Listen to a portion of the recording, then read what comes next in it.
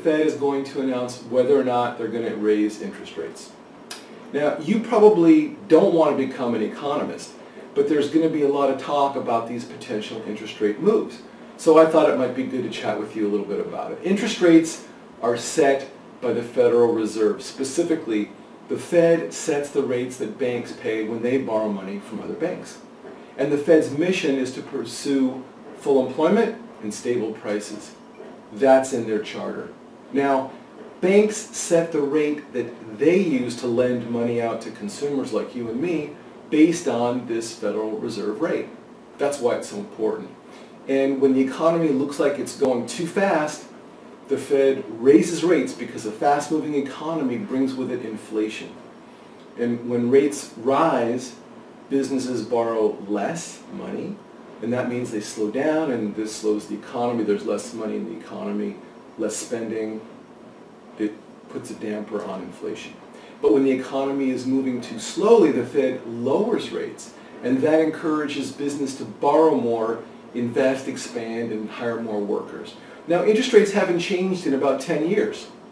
Some people think that if rates go up, it will choke off our economy. Let's take a look at where we are and if that's really a reasonable thing to worry about. First, let's look at inflation. The Fed's target inflation rate is 2%. That's what they want our inflation to be because they figure at 2%, there's enough expansion going on without inflation. Now, if we take food and oil out of our equation, inflation today is about 1.8%, just about perfect. But if you include oil and food, inflation was 0.2%, and that's close to nothing. So it argues against rate increases. Now let's look at jobs. Unemployment is right around 5.1% in last month in August. And that's the lowest it's been since 2007. Now there's a lot of debate about how many people are underemployed or have left the workforce, and these are good arguments, but the reality is it's really tough for employers to find good workers, and that's going to push wages up as they compete to find people to come and work for them. And that in turn is going to stimulate the economy, and it argues for rate increases. Housing is another component of the economy, and it's a mixed bag.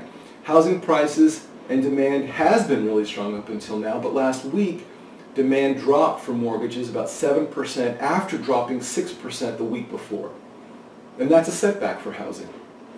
So the Fed's decision about interest rates is supposed to be secret, but the market has done pretty well over the last few days leading up to the announcement of the decision. Now I could be wrong, but here's what I conclude from all of what I've just discussed.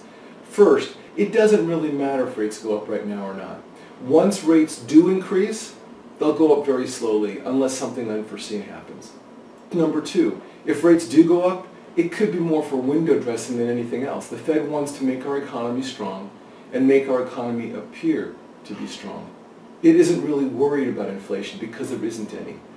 But if they do notch rates up a little bit, it'll tell the world that our economy is growing, and that in turn could help attract more investors. And three, the stock market is signaling that it knows what the Feds will do, and they like it. Or it's signaling that they don't know what the Feds are going to do, and they like it either way. So in either way, the market seems happy about what's going on. And this is why it's really important to allow the market to dictate investment decisions rather than try to predict the future. The market could sell off on Thursday or it could climb. It doesn't really matter because you're not investing for one day. One day isn't enough to signal where the market is going.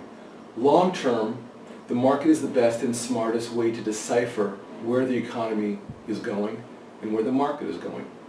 It just makes sense to use that information in formulating our investment approach, and that's what I'll continue to do. If you have any questions, let me know.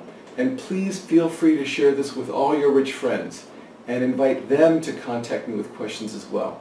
Thanks.